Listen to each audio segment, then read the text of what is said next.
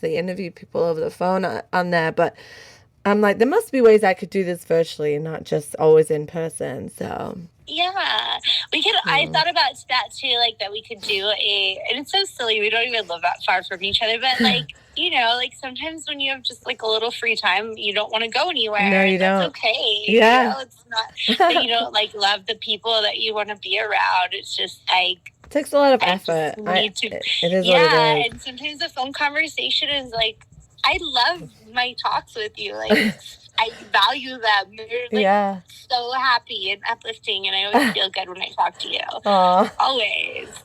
You're right. Like, I don't. But what you're doing though, Jeanette, it's like really meaningful too, because women who are single and who are dealing with these struggles don't feel comfortable usually talking to their circle, because their circle is often other married women that they were, friends with before. Like, there's just, it's hard. A lot of people don't have anyone to talk to about this shit.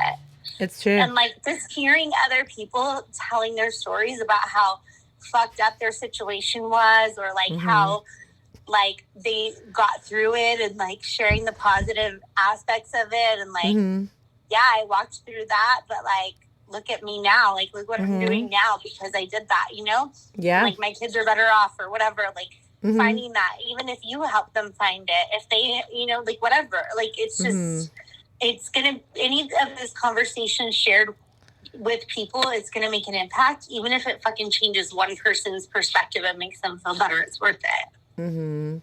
Yeah, and it's speaking to that point, like, it makes me think, like, when I look back at me being single, gosh, October, it'll be 7 years. So 14, 15, 16, Wow. 17, 18, 19, 20, 21.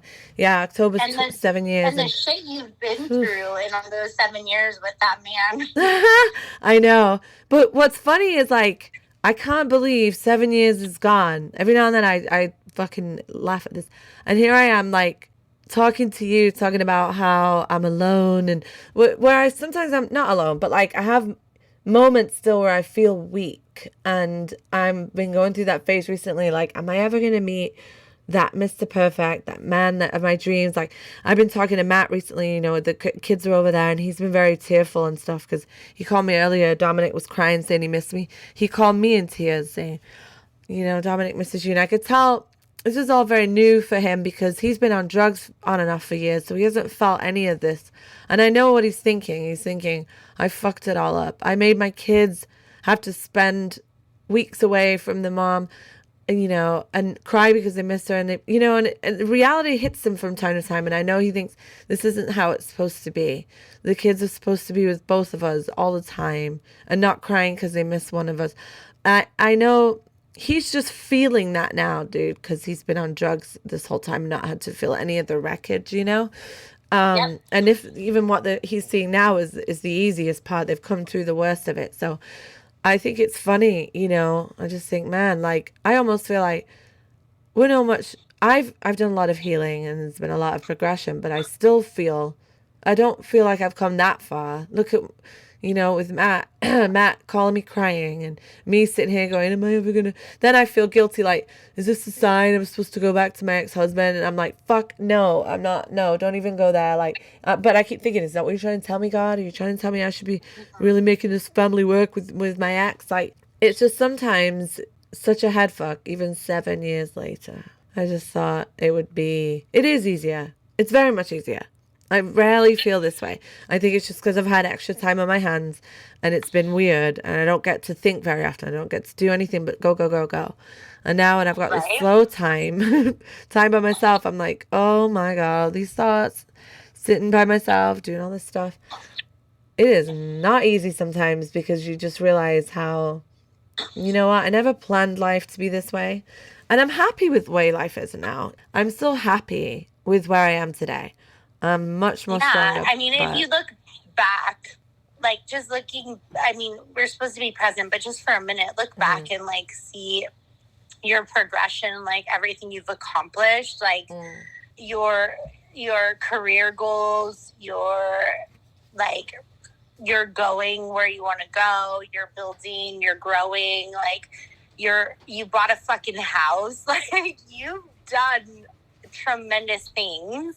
Yeah. You've built relationships with your kids that must have been naturally fairly broken. You know, not your fault, but like because of their dad and like the shit that happened, like they're gonna blame you, you know? Like, but look at like what you have built with your children. Like, I see it. Like, I see how you like have really made an effort to build a family environment for those kids that you know, like could have missed out on that if you would have just let yourself be so glum. And I feel sometimes that I'm doing that with Owen. And you know, you did a good job, and you need to be proud. You really should be proud. Thank you. Very proud of myself, what I've done for the kids, and nothing's ever perfect. Things are always a work in progress. And I know that above all, I do think the kids appreciate me for that. And so because all you've done is just kept showing up for them. Yeah, you no, know, for sure. They can't like hate you anymore because their dad made bad choices and left. Like they eventually they're going to appreciate the way that you just keep showing up for them. You know what's interesting? They may have some thoughts inside about blaming, but they've never, ever, ever said that to me or acted as if they had. Oh, of course not. And I've always been grateful, and I've expected that to be. And I've even come to them crying sometimes, saying, "I'm so sorry," you know. And Nikki'd be like, "What?" And I'm like, "I'm sorry that I did this to you guys. I'm sorry I created this life for you. I'm sorry I picked the dad for you that I did. Like, this is all my fault. Like, I'm the one that, you know." And so every now and then I've come to them with that, and they've been like, "No, Mom," you know. And so I am grateful I haven't had to deal with too much of that, at least in your face blame game. It's been, you know, that would be tough because I already blame myself enough, you know, and I'm grateful, I think. But, you know, who knows? You know, I'm sure there are times that they do blame me for sure. No, you know, I'm so sorry. No, actually, they probably don't. No, some kids, you know. Like they definitely don't. I didn't mean to even put that in your head at all. I'm so sorry. No, don't be. It's really, it's really natural for kids to. Yeah, no, I just assumed not because of anything that you've done, but just because like that's what kids do. Like that's what kids do. Yeah, like even like how Owen like. He doesn't blame me, but he expresses to me that he wishes we were together, and then like he blames me for other things. Like that's just maybe the kid I have, so that's the experience I have. So I just assume that they're all like that. Well, for me, I think what's been the reason why they haven't, and I think this is the difference between us, they haven't had. So, and this is what I've always seen. It's very, very common from what I've seen. All my single parent friends who have kids that go back and forth from different houses, that how always it does. They do tend to be more that way. Like they'll play each other, the other parent against each other. They want to try to do those kinds of things because they really have a hard time with it, you know. So I guess the bonus that I had was I didn't have to do that. Right? They only had me, so yeah.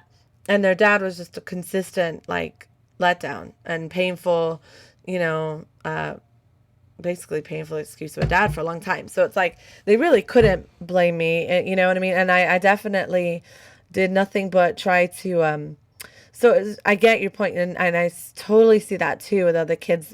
A lot of my other single mom friends that are like, they come home from being at the dad's and stuff, and they have to go through an emotional transition. It's really tough, and then they do the same when they go over there and back and forth. Even though you're not doing the wrong thing by sharing custody, it's not like a wrong thing to do. It is just hard for kids to.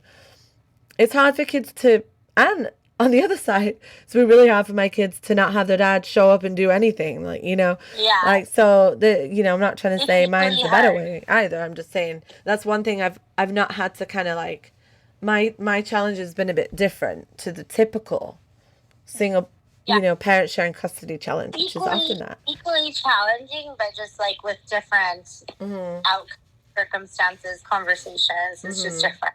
Yeah. But it's still the same challenge for a parent, like just the guilt, you know? Yeah, no, for sure. Overwhelming That's guilt for sure. that you like.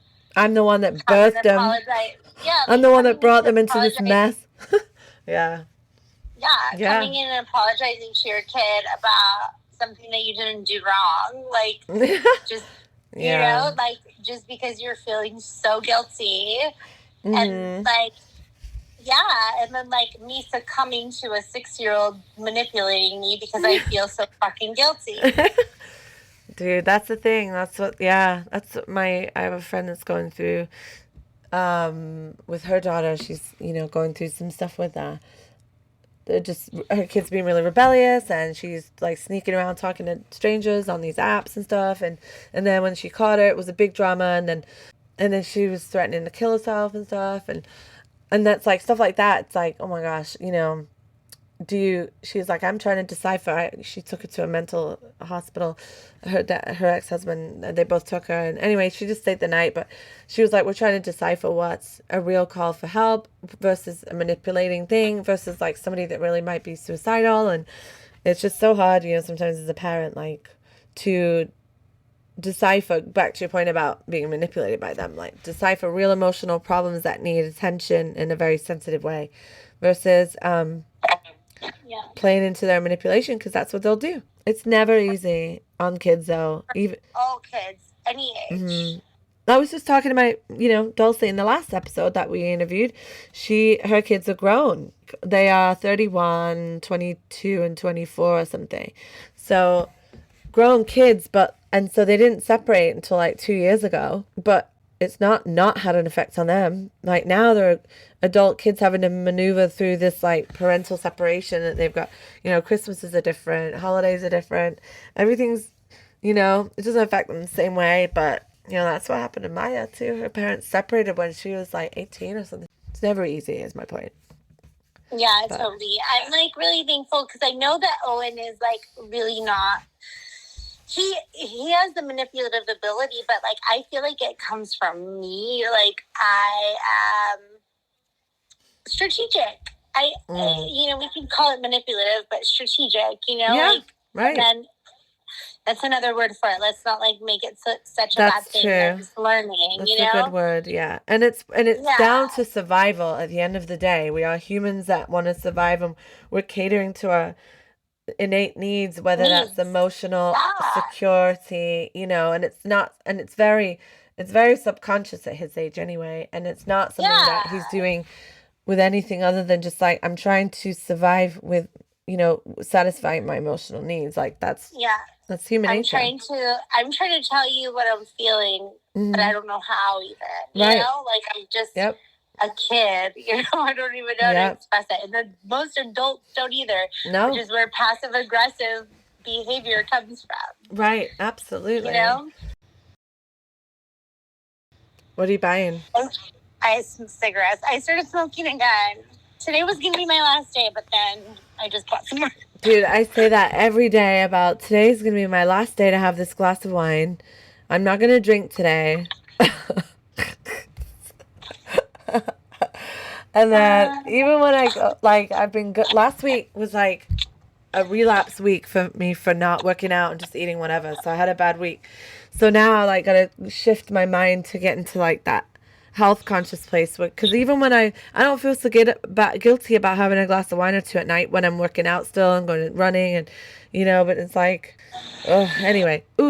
Speaking of wine, so my friend James, I actually called him or texted him, and we've been trying to hang out for a while. I texted him, and he was like, hey, no one's home, I don't have the kids, come by and have some wine with me. So he did. I know. And he was even telling me, because we were talking about dating and stuff, and he was first of all, he was saying that he gets more luck on Facebook dating, which I was like, wow, I gotta try that one. Never tried that. Yeah, me either. Yeah, he was saying that was his like most fruitful. Anyway, but then he goes, Jeanette, you really should be going for a guy around 50. And I'm like, ew, I'm just turned 41. I'm still 30 something in my mind.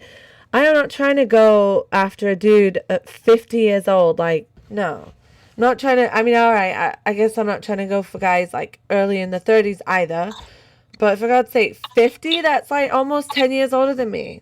I'm with you. I've been putting a limitation on age, or creating mindsets, or like stories around age, and it's bullshit because it is. And I've given my mom this advice, but I've done the opposite. But I've told her, like, it doesn't matter. Like, what you're really looking for is like someone who has like interests. So someone at 40 could be lazy as fuck and boring, and someone at 50 could be also really fun